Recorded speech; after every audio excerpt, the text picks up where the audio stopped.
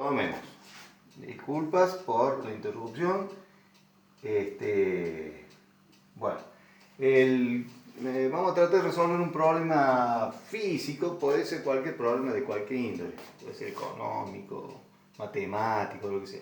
Yo tengo este ejemplo físico que me parece fácil y donde sucede algo que a nivel lógico, que es lo que yo quiero rescatar para que usted se acostumbre a trabajar a este nivel y no a nivel numérico u operativo. Bueno, y vuelvo a decir, no me interesa tanto que se entienda del todo, porque es un problema físico que no es lo que me interesa en este momento, pero yo quiero rescatar una cosa lógica. El problema es el siguiente: un cuerpo de una masa m, supongamos que sea 10 kilogramos, estoy inventando un número simple, se desliza sobre un plano inclinado a un ángulo alfa de, supongamos, 30 grados. Y vamos a tomar que la aceleración de la gravedad, en vez de ser 9,8, lo vamos a redondear a 10 metros sobre segundo al cuadrado. Bueno, ¿qué pasa con este cuerpo? ¿Cómo se va a mover este cuerpo? Esa es la pregunta que nos hacen. Ese es el problema. Y vamos a ver la solución. Vamos a encontrar la solución. Y para encontrar la solución nos vamos a basar en la ley de Newton, que dice que la fuerza, la sumatoria de todas las fuerzas es igual a la masa por la aceleración. Bueno, hasta ahí. El método que vamos a usar, que es Newton, nos obliga a encontrar las fuerzas. ¿Cuáles son las fuerzas? Bueno, una fuerza que actúa, evidentemente, es la fuerza del peso, que es m por g. La masa por la aceleración de la gravedad. Y el plano le imprime una fuerza normal, n. Vuelvo a repetir, es un problema físico, no me interesa a nivel matemático tanto, pero quiero que lo resolvamos. Bueno, tenemos la fuerza del peso y la normal, que es la repulsión que el plano le ejerce al cuerpo. Bueno, y lo que nos interesa es la sumatoria de fuerzas, que la sumatoria de fuerzas sería la resultante de esas dos fuerzas, sería una fuerza que estaría ahí. Esa sería la fuerza.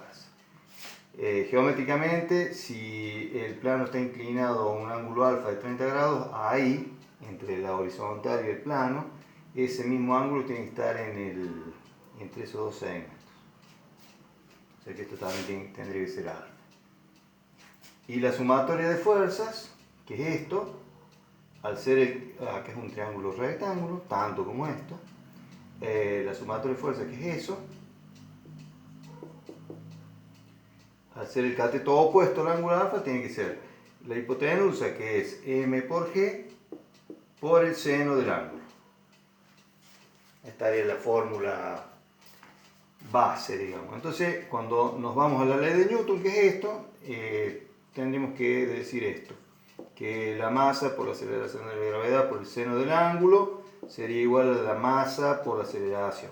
Después, con la aceleración, me va a quedar m por g por el seno de alfa sobre la masa. Simplifico las masas y me queda la fórmula final, que es esta.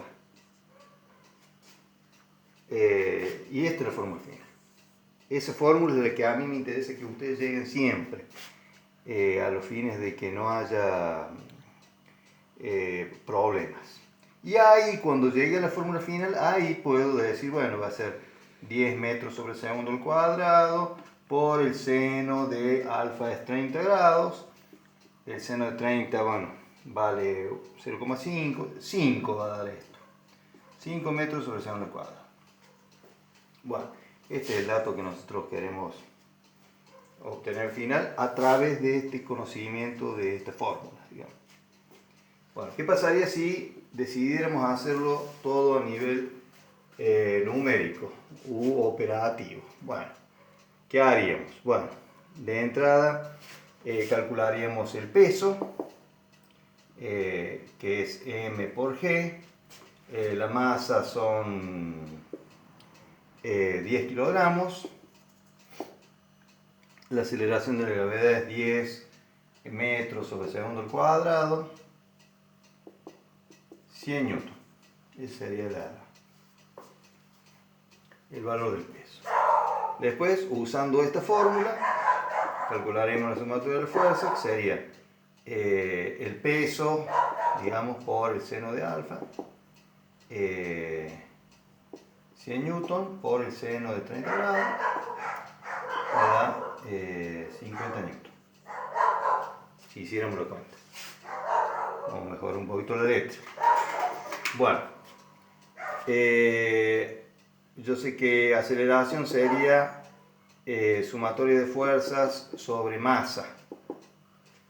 Sumatoria de fuerzas sería 50 newton sobre la masa, que son, habíamos dicho, 10 kilogramos. ¿Cuánto nos da? 5 metros sobre segundo al cuadrado. Ese es el resultado final. Trabajando todo a nivel numérico. Una sucesión de fórmulas, pero en cada fórmula resolvemos numéricamente, hacemos todas las operaciones, por eso se llama nivel operativo. Hacemos todas las operaciones pertinentes y obtenemos los resultados. Bueno, ¿qué pasa? Comparamos el resultado trabajando a nivel operativo con el resultado trabajando a nivel de fórmula y vemos obviamente que es el mismo resultado, o sea, es lógico, tiene que dar el mismo resultado. Pero ¿qué pasa con esta metodología? ¿Cuál es el problema que yo le veo particularmente? El problema es el siguiente, que no nos damos cuenta que acá la masa en realidad nunca importó. Esa es la punta del ovillo. Acá, si yo no les daba la masa como dato, no hubieran podido encontrar nunca este resultado, ni este, ni ningún otro. Entonces, como si la masa fuera un elemento imprescindible o fundamental, y en realidad no lo es, porque acá hemos demostrado nosotros, trabajando a nivel de fórmula, que la masa en un momento se simplifica, que esa masa es un elemento que no sirve para nada, que nunca sirvió, que no es una variable independiente. Las verdaderas variables independientes son la aceleración de la gravedad G y el ángulo alfa. Esas son las variables independientes, que son las que influyen sobre la variable dependiente, que sería la aceleración. Ese es el punto. Las variables independientes son G y alfa. El dato de la masa, este dato está dado de más, no hace falta, no sirve, no influye en nada. Si yo le cambiara la masa al objeto no cambiaría el resultado Si en vez de un cuerpo de 10 kilogramos tiráramos un cuerpo de 100 kilogramos, o de 1000, o de la masa que sea, siempre llegaremos al mismo resultado porque la masa no influye. ¿Qué pasa acá a nivel operativo? Nos quedamos enganchados con ese dato que no sirve y sin él no hubiéramos podido hacer ninguna cuenta. Y encima, el problema que acarrea esto es que si nos hacen preguntas a nivel teórico, nosotros vamos a estar enganchados con esa variable que la creemos independiente e imprescindible. Por ejemplo, si me dicen, ¿qué pasa si duplico la masa? Bueno, si duplico la masa, si trabajamos a nivel de fórmula, si duplico la masa, yo le diría al tipo que me pregunta eso, no, el duplicar la masa no influye en nada, porque la masa no influye en nada, se simplifica y no es variable independiente. El que trabaja a nivel de operativo o numérico, cuando le hacen ese tipo de preguntas, lo primero que empieza a hacer es tratar de buscar en su experiencia física cuáles son las consecuencias, cuáles son los efectos que produce aumentar la masa. Entonces pensaría que al haber más masa caería más rápido o no, qué sé yo. Se pondría a pensar cosas que no tienen nada que ver. Llegando a conclusiones que son, primero, sin fundamento y encima erróneas. Por ejemplo, suponer, porque nos lo dice la experiencia cotidiana, que si tiene más masa cae más rápido, por ejemplo. Esas son suposiciones que no tienen asidero lógico, no tienen fundamento y encima que son erróneas. Bueno, en ese tipo de argumentaciones es en la que podemos caer si trabajamos a nivel operativo. Yo este método, como les decía en otras clases, no lo recomiendo. Me parece que este método no sirve.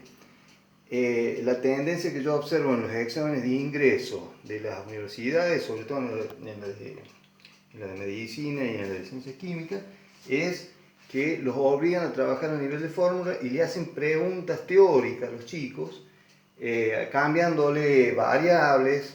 A veces le dicen, bueno, si yo aumento G, ¿qué pasa con A? Bueno, ahí es lógico, está todo bien. Pero el problema es cuando les dicen, ¿qué pasa si yo aumento la masa? Y la masa formaba parte de los datos. Bueno, ahí. Los chicos se equivocan en ese caso. Eso es lo que yo quiero evitar cuando ustedes enfrenten el problema de los cursillos tipo medicina, ciencias químicas, ingeniería. Bueno, ya les voy a dar ejercicios en otro video sobre, para repasar la cuestión trigonométrica, que es la que verdaderamente nos interesa. Me despido hasta